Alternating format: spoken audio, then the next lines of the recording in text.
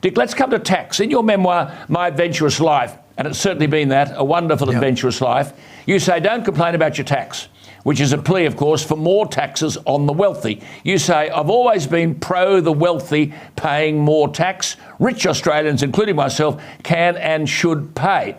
Isn't it, though, true that if you tax something, you'll get less of it? So if you tax wealth, you'll get less wealth? Well, maybe, but look, we've got 100 billionaires in this country. Only 15% of them are known as philanthropists. So the other 85%, I understand some of them pay virtually no tax at all.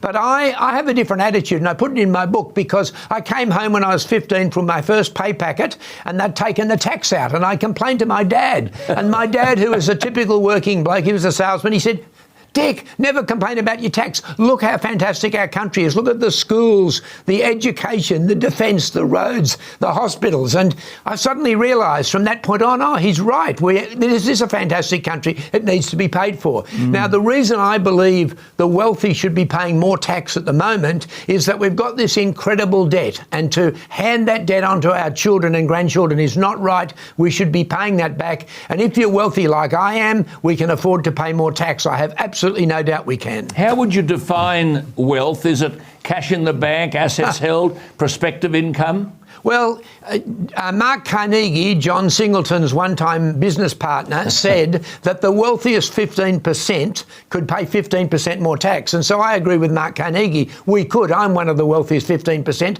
We could pay 15% more tax and we wouldn't be broke. Now, I know people will say, oh, the government will then waste it. There's always a chance of that. But if it was put into a futures fund to pay back the debt, I think that would be worthwhile. But the problem is, getting people to agree with that, most people won't. We all want more from the government. We don't want debt, but we don't want to pay more tax. Yeah, that's quite right, isn't it? Of course, then this would lead, it'd be a boon for accountants. The wealthy would be working to manoeuvre however they could to reduce the tax liability.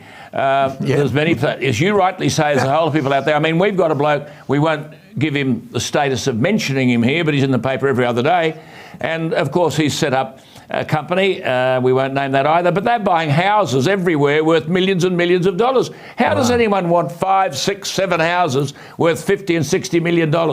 Yes, and to me, see, in America, I understand if you're wealthy, you have an obligation to be a public philanthropist. It's just part of the culture. Yes. But it's not so here. No. We have, of those 100 billionaires, only 3 of them have signed the Bill Gates giving list, which means they're going to give half their money away. Andrew Forrest is a good example. He signed it, and 2 others, but only 3 out of 100 billionaires are going to do that. And as I mentioned, only 15 of the 100 are known as philanthropists. And I understand, I'm told, that some of them basically pay no tax at all. Correct. And that's really sad.